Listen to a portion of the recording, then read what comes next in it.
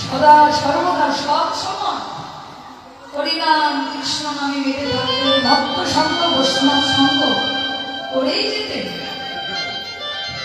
তার পিতামাতা ভাবনা করলে যে না, এভাবে আমার হরিনামে মগ্ন হয়, ভক্ত সঙ্গে এমনভাবে যদি মগ্ন হয়, তাহলে আমার ছেলে তো কখনো সংসারিত হতে পারবে না।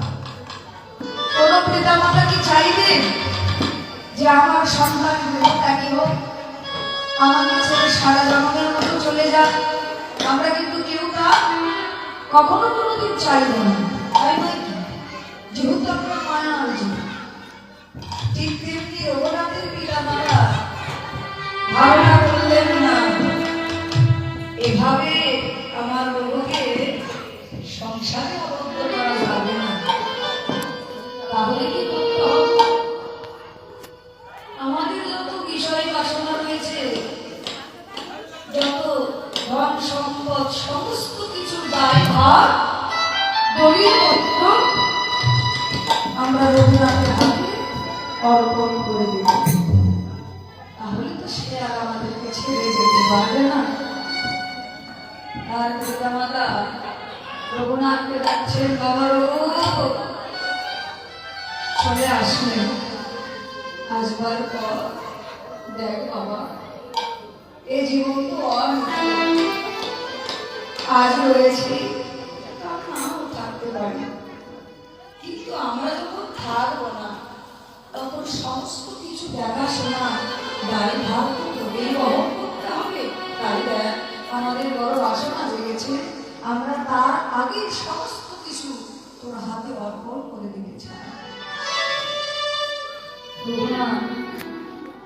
শ্রবণ করে বসে রয়েছে, কোনো কথা বলছে না। রঘুনাথের মা যখন বারবার এমন করে বলেও সন্তান কোনো কথা শুনছেন না, তখন তার মা কাঁদছে। রঘুনাথ পিতামাতা কান্না সইতে না পেরে বলছে, ঠিক আছে, তোমরা চাও, যা চাও তাই সমস্ত কিছু আমার অর্পণ করে দাও। সমস্ত কিছু দলিলপত্র দায় দায়িত্ব সব রঘুনাথের হাতে অর্পণ করে দিল। রঘুনাথ সমস্ত কিছু নিয়ে নিজ ঘরে চলে গেল। তার পিতামাতা নিজ মন্দিরে চলে গেলেন। যাওয়ার পর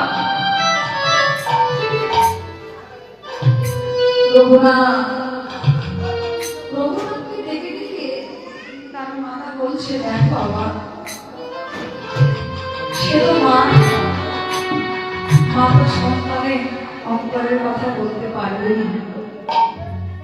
রঘুকে ডেকে ডেকে বলছে, দেখ বাবা, তুই আর যাই কিছু করিস না, কিন্তু এই অভাগিনী মা তুই ছেড়ে দাও, কোথাও চলে যাস না। তুই তো জানিস, তুই ছাড়া এই জগতে আমার যে আর কেহ নেই। বলছে, না তুমি নিশ্চিত থেকে ঘুমিয়ে পড়ো, আমি কোথাও যাব না, আমি এখানেই থাকবো। এই বলে তার পিতামাতা যে নিজ ঘরে শয্যায় চলে গেলেন। রঘুনাথের যেন আর রাত্রে কাটে না। ভক্ত স্বপ্নবিহীন একটি রাত কেটে গেল, দুটি রাত কেটে গেল। তৃতীয় যে রাত, সেই রাত যেন রঘুনাথের আর কাটছে না। বাইরে এসে খোলা আকাশের নিচে দাঁড়িয়ে শুধু বাবুরের মতো ডাকছে। অরে ভাব দর্শন করে বলছে, দেখো ভক্তের দুর্নীত সেদিন হয়। কৃষ্ণকে বলে না, মেঘাচ্ছন্ন দিন নহে দুর্নীত, ভক্তের দুর্নীত সেদিন যেদিন হয়।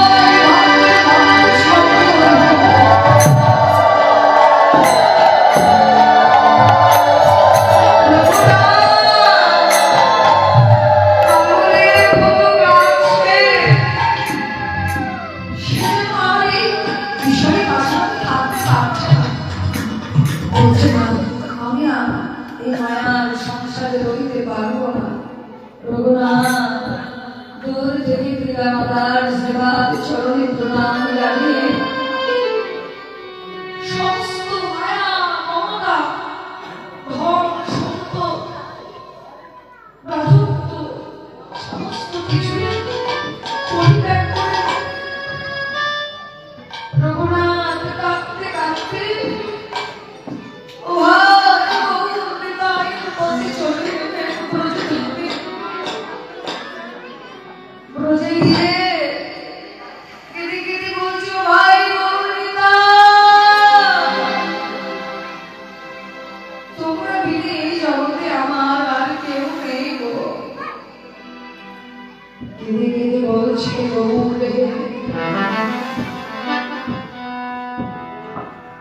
আমি আমার সমস্ত কিছু পরিত্যাগ করে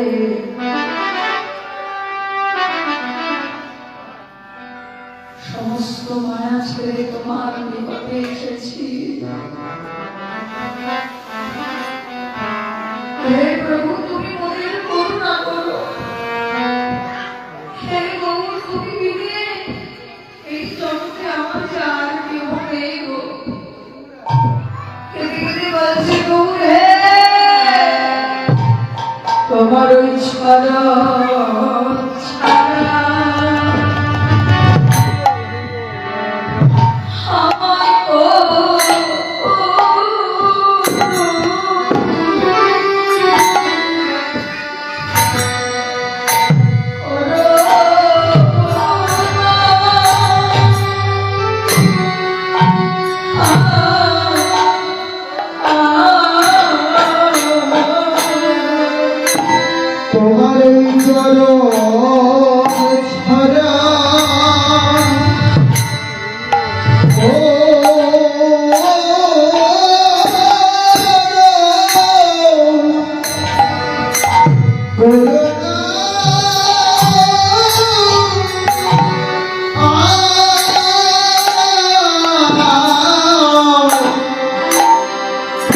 তোমার চরণ ছাড়া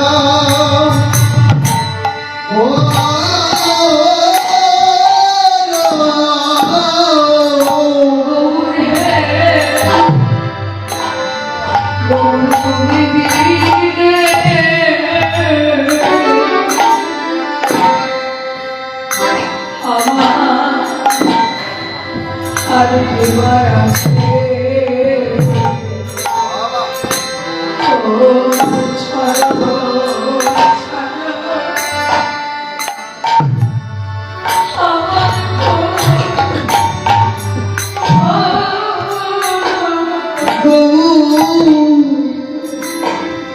তুমি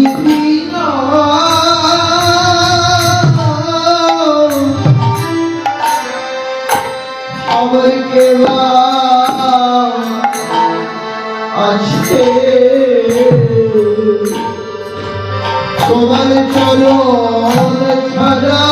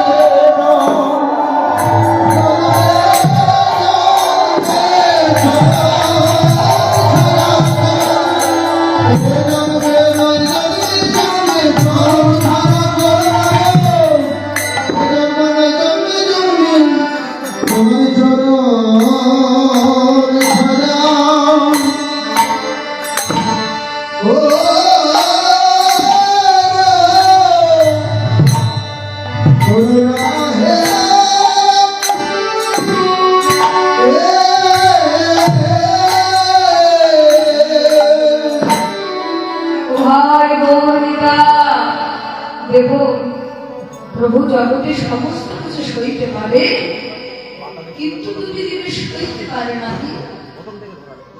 একটু হলো ভক্তের আত্মঅভিমান অহংকার, আর একটু হলো ভক্তের বিশুদ্ধ নয়নের জল।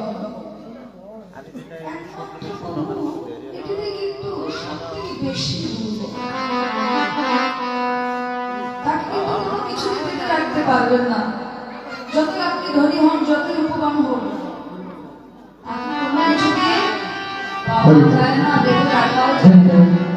শুধু একমাত্র এই হৃদয়ের বিশুদ্ধ প্রেম নয়ন জল ছাড়া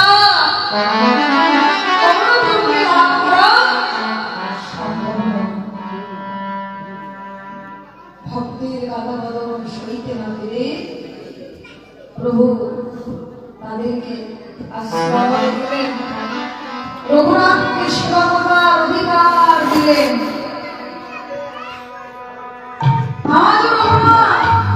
তিনি নেই বলে, কিন্তু আজ সেখানে সেবা করেই চলেছেন। দেখুন, একটি কথা আমরা সহচরাচর শুনি না, যে ওই বৃন্দাবনে জন্মিলেও মধুর, ওই বৃন্দাবনে মরিলেও মধুর। শুধু ভারতবর্ষের বৃন্দাবনে জন্মিলে যে মধুর, মধুর মরিলে যে মধুর, তা নয়। কেননা কলিযুগের ভাবনায় যে শ্রেষ্ঠ ভজন, যার যেমন ভাবনা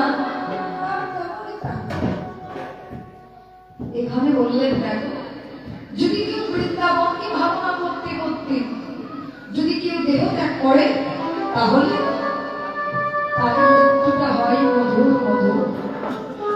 যদি কোনো মা বৃন্দাবন ভজন ভাবনা করতে করতে সন্তান জন্ম দেয়, সেই সন্তানের জন্ম হয় মধুর মধুর।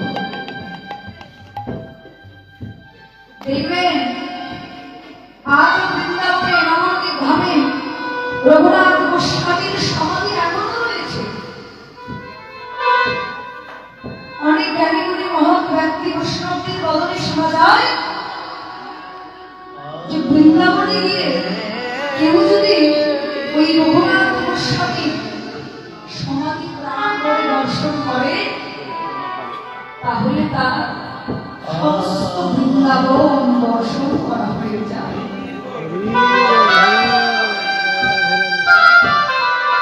তার সমাধি যদি কেউ 4 মাস পরিক্রমা করে, তাহলে তাকে আর ওই বৃন্দাবনকে পরিক্রমা করতে হয় না, বৃন্দাবন পরিক্রমা হয়। তাহলে ভেবে দেখো, ভগবান ভক্তকে কোথায় রেখেছে? আর আমরা এই মায়া সংসারে এসে যারা কিনা কখনো কোনোদিন না করতাম, যাদের সাথে কোনো সমুদ্র প্রতি ভালোবাসা নেই, আমরা সেই সমস্ত নিয়েই কেঁদে আছি। এই জড়ীয় জগতের সমস্তটা কি জানে? এই সমস্তকে যতই ভালোবাসুন না কেন, তাদের জন্যে নিজের জীবনকে ধীরে ধীরে শেষ করুন না কেন, এই ভালোবাসার বিনিময়ে বুক ভরা দুঃখ কষ্ট বিরহ কলঙ্ক যন্ত্রণা ছাড়া এই জড়িত জগতের ভালোবাসার বিনিময়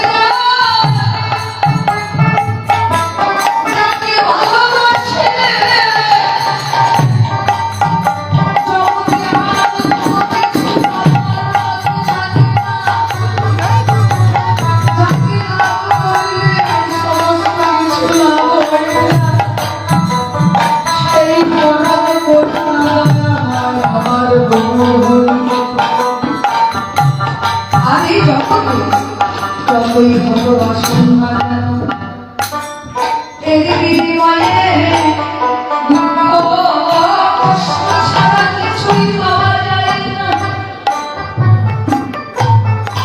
তবে এটাকে বক্তব্য বললে দেখো,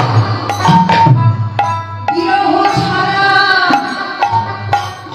কখনো ভগবানের প্রতি ভালোবাসা জন্মায় না। বিরহ যেখানে বিরহ নেই সেখানে ভালোবাসাও নেই, যেখানে বিরহের জন্ম সেখানে ভালোবাসা। এই বিরহ পেতে পেতে একদিন ভগবানের প্রতি ভালোবাসা, কেননা যাদের সমস্ত কিছুই পরিপূর্ণ, এক কথা যাদের জীবনে কোনো কিছুর অভাব নেই, তারা দেখবে অতি সহজে ভগবানের নাম স্মরণ করে না।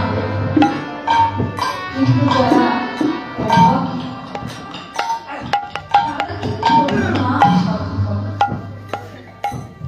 আমরা এমন স্বার্থবাদী, স্বার্থ ছাড়া ভগবানকে কখনো ডাকি না। হয়তো কখনো বিপদে পড়লাম,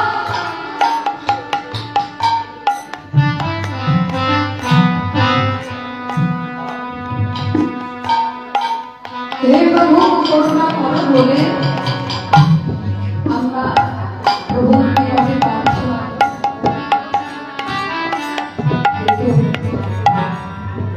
আজ শ্রীমদ মহাপ্রভু গৌরাঙ্গ সুন্দর সেই ব্রজলীলাকে আস্বাদন করবে বলে ব্রজভাবে বিভোর হয়ে আজ মহাপ্রভু ধবলে শাউরি বলে ডাকতে লাগলেন। তবে ধবলে শাউরি কারা? প্রভু নিজে আচুরি ধর্ম জগৎ জীবকে শেখান, ধবলে শাউরি বলে ডাকছে।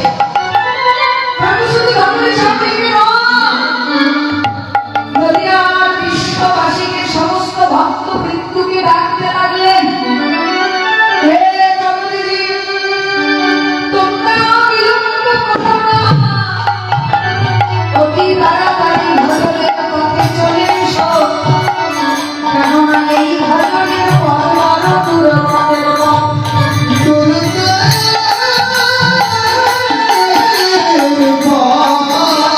নদিয়া সমস্ত ভক্তবৃন্দকে আজ প্রভু উচ্চস্বরে ডাকতে লাগলেন।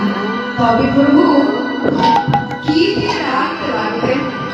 বৈষ্ণব কবি বললেন, ও সিংহাবেন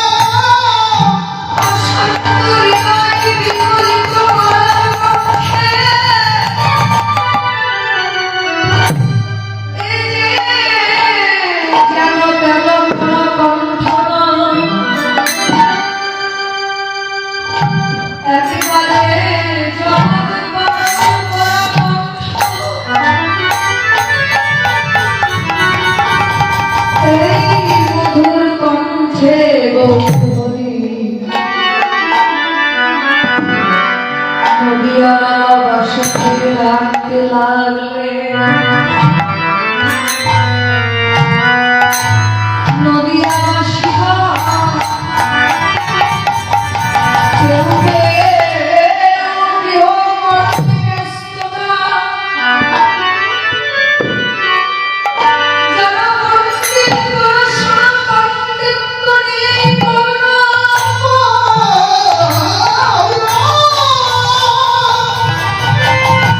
আর ছোট ছোট শিশুরা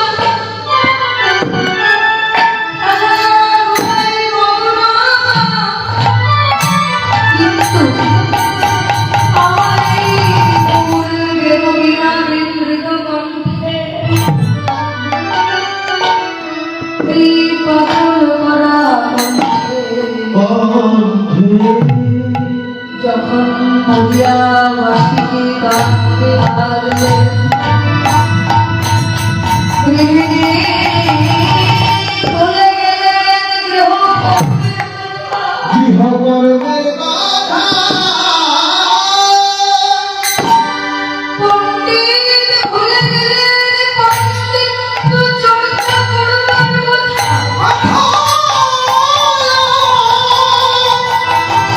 ওই ছোট ছোট ছেলে মেয়েরা খেলা করছে,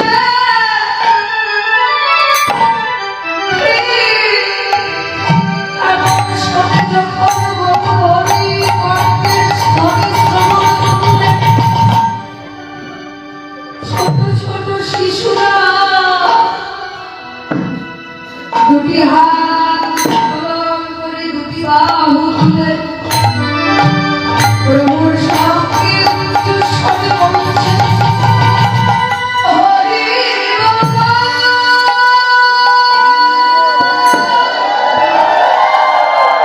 হরি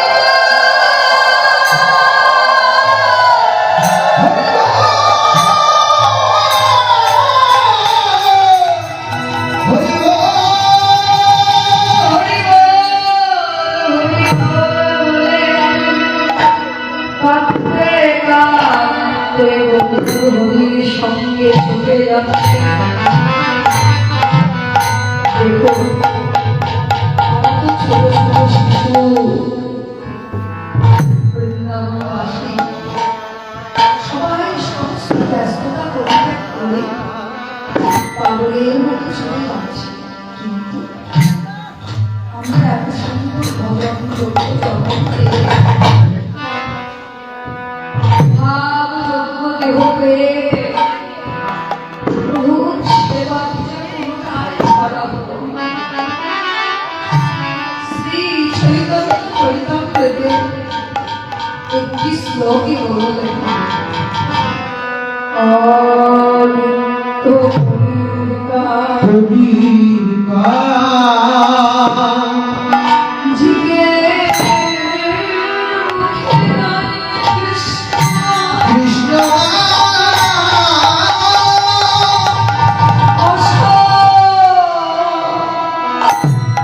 কোথায় সতত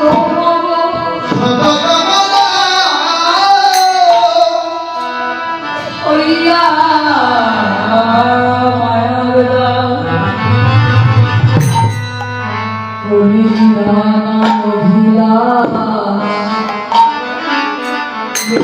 দ্বন্দ্বে যাইছিল যাইছে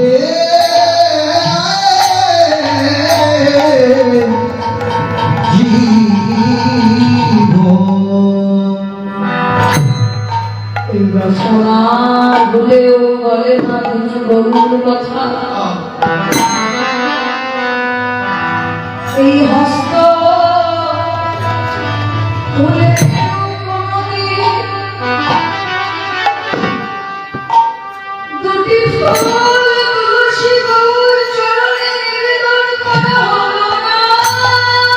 হলো না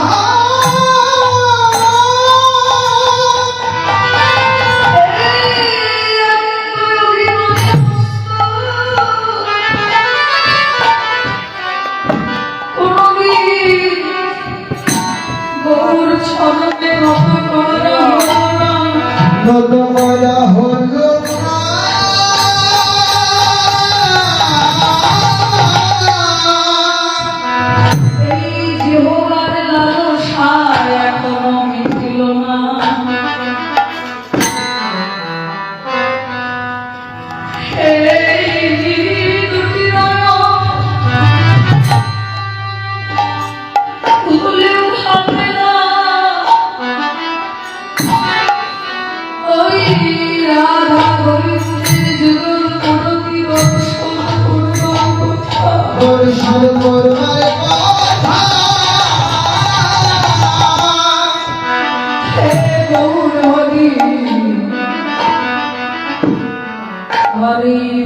ভক্ত ভজনের দেহ তোমার সেবায় লাগলো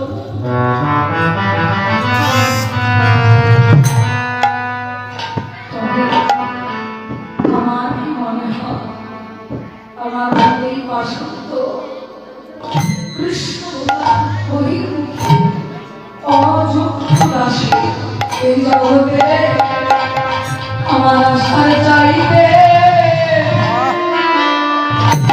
নাই আশা ছিল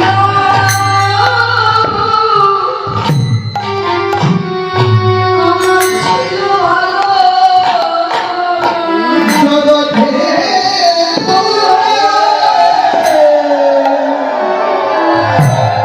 আমার আশায় চাইতে নাই আশায় ছিল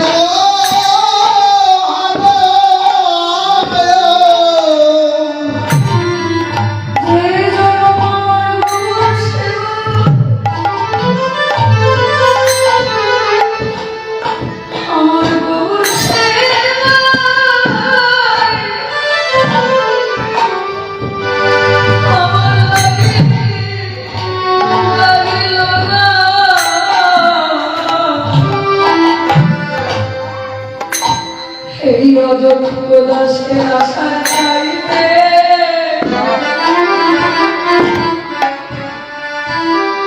আশা ছিল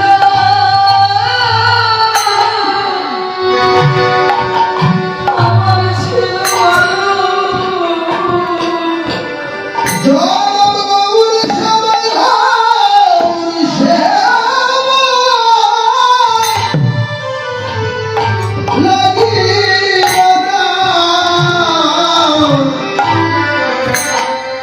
আমার আশার চাইতে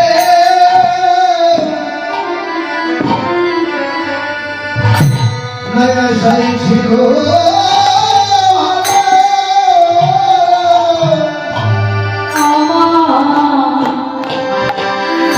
এই কৃষ্ণ নামে প্রেম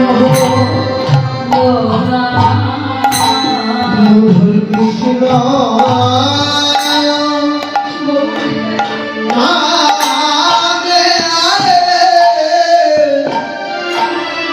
প্রেম হল না কৃষ্ণ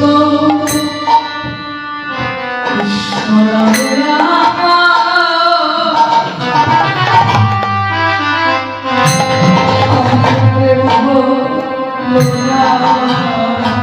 মধু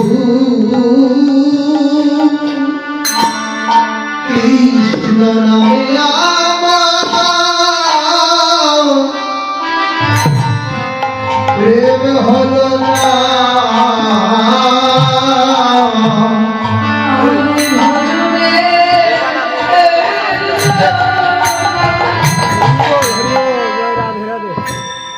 কৃষ্ণ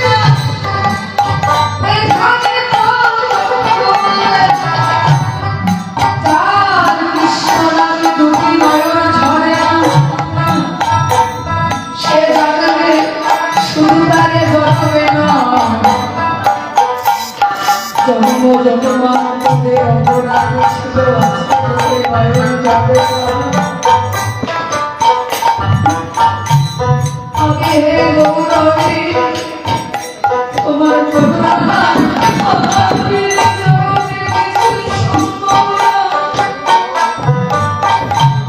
তুমি মনের করুণা করো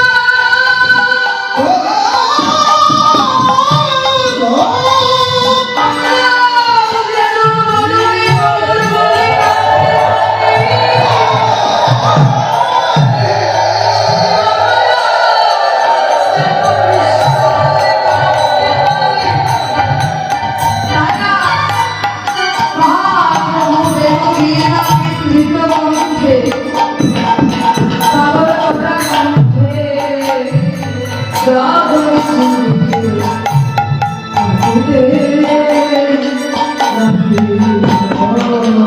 লাগিল